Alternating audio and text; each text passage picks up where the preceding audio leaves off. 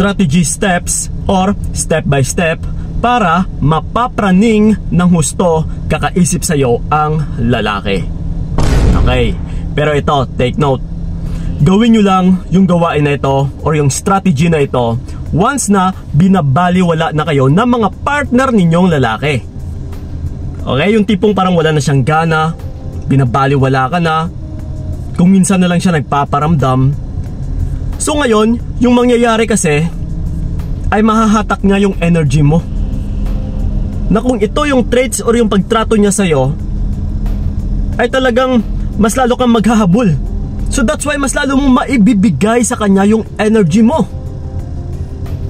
So ito mga utol para hindi ka rin mapraning, hindi ka mababalisa, hindi ka magkakandara pa na habol ng habol sa partner mo, na hindi ka ma-stress, na para hindi ka rin magpupuyat na, para maging masarap na rin yung tulog mo at saka yung pagkain mo, lalong lalo na yung pag-focus mo sa iyong trabaho.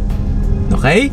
So once na binabaliwala na kayo, ituturo ko sa inyo utol step by step kung ano ang dapat ninyong gagawin para mahila natin or mahatak din natin yung energy na yon, maibalik sa'yo, at para siya na rin itong magkakandara pa na maghahabol sa'yo at saka mas lalo pa siyang mapapraning.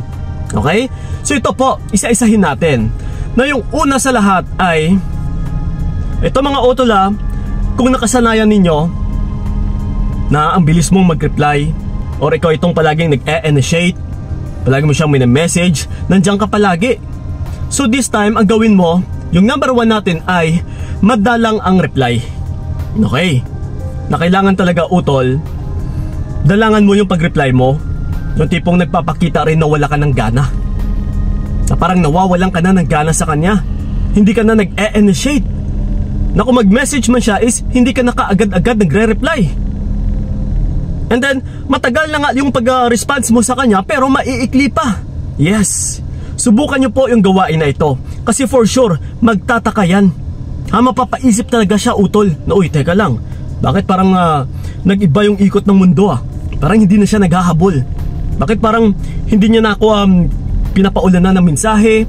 Parang baliwala na sa kanya. Yes, try nyo po and then ito pa, yung pangalawa natin, pagkalipas ng ilang panahon, ilang araw, subukan nyo po na sabihin ito sa kanya, block na muna kita. Yes, ito mga utol, kailangan talaga is may paninindigan.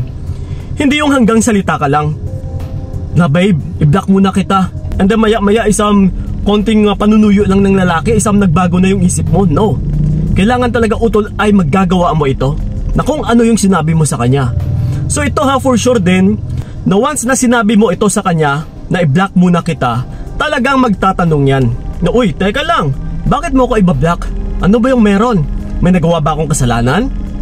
Yes, ito mga utol malaking question mark ito sa isang lalaki. So, wag ka munang magdahilan o wag mo muna yung sabihin kung ano yung dahilan. Basta sabihin mo lang sa kanya, basta i-block na muna kita. And then, pagkalipas ng ilang minuto, kailangan mo na siyang i-block. I-block mo talaga utol. Huwag ka nang magdadalawang isip. It means, bago mo binitawan yung salita na ito, ay pinagdesisyonan mo na ng maigi. Pinag-isipan mo na ng maigi. That's why kung marinig niya ito sa'yo, and then sa ilang minuto is blinak mo na siya kaagad, talaga magtataka yun. Uy, teka lang, bakit niya ako blinak?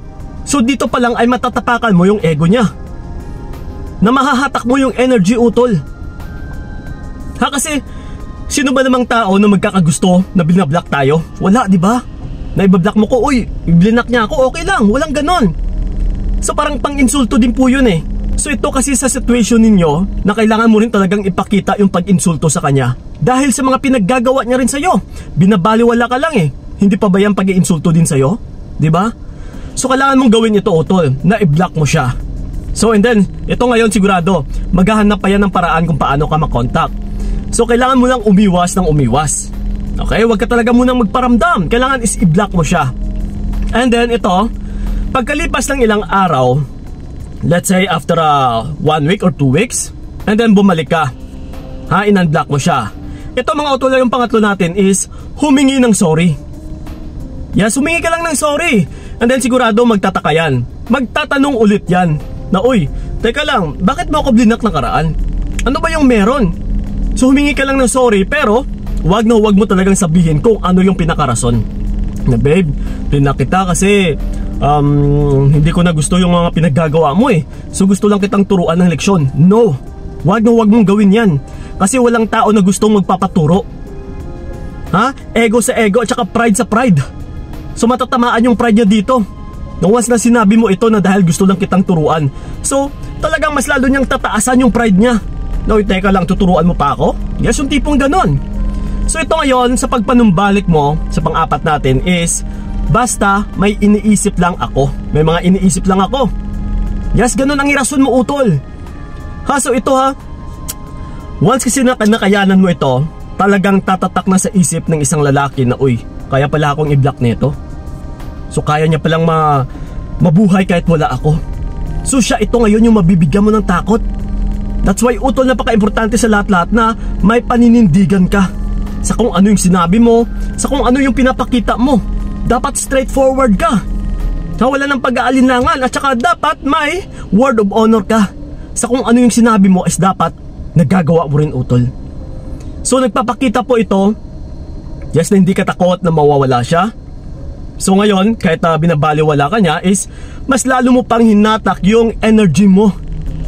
Ha, okay, kung binabaliwala mo ako, edi bahala ka, hindi kita hahabulin. Mas lalo akong aatras sa'yo. Yes, ganun yung pinapahiwatig natin dito. That's why madalang ka na mag-reply, and then nagpaalam ka sa kanya na i-block na muna kita. Ito talagang mapapraning siya kakaisip sa'yo. Sa oras nang siya ay iyong blinak. Ano kaya yung nangyari? Bakit niya ako blinak? So marami siyang marirealize sa mga panahon na ito, utol. Na maybe dahil binabaliwala ko na siya, yes, maiisip niya yon. Isa yon sa papasok sa kanyang isipan. Na maybe kasi baka gano'n na nga kasi may kachat akong babae. Yes, marami. Talagang maaalala niya at saka mapapaisip siya sa kung ano yung mga nagawa niyang kasalanan. So ngayong itong blinak mo siya na wala siyang alam kung ano yung dahilan mo, yes, talagang mapapraning yan kakaisip sa'yo. So this time ay mahihila mo na panumbalik sa'yo yung energy mo, utol. Which is yung energy na naman niya yung nahihila natin. Nahahatak natin yung energy niya. Siya na itong panay-isip sa'yo, siya na itong panay-habol sa'yo. So ikaw ito ngayon is kampante ka lang, relax ka lang. Mas mainam na siya itong naghahabol sa'yo. So yun po, and then sa oras ng pagpanumbalik mo, and then yung binitawang mong salita is sorry kasi may mga iniisip lang ako. And then hindi mo sinabi sa kanya kung ano talaga yung dahilan. Yes, talagang mas lalo siyang mapapaisip. Okay? Na dito pa siya mas lalong matatakot na uy, na baka mapunta ito sa hiwalayan kasi baka mas maisip niya na hihiwalayan niya na lang ako. Yes, talagang papasok din yan sa isipan ng partner mong lalaki. Okay? So yun po mga utol, yung tamang paraan, step by step, na yung strategy na yan ay sobrang mabisa po. Okay? Gawin nyo lang sa tama nang walang halong takot. So yun po mga utol, sana'y nakatulong talaga yung video na ito. So yun lang maraming salamat. So ingat kayo, God bless and babush! Hanggang dito na lamang kung nakayanan ko, nakawakan ang naranasan ko, bibitawan para malaman mo anong sayang na pinaglaban ko para lang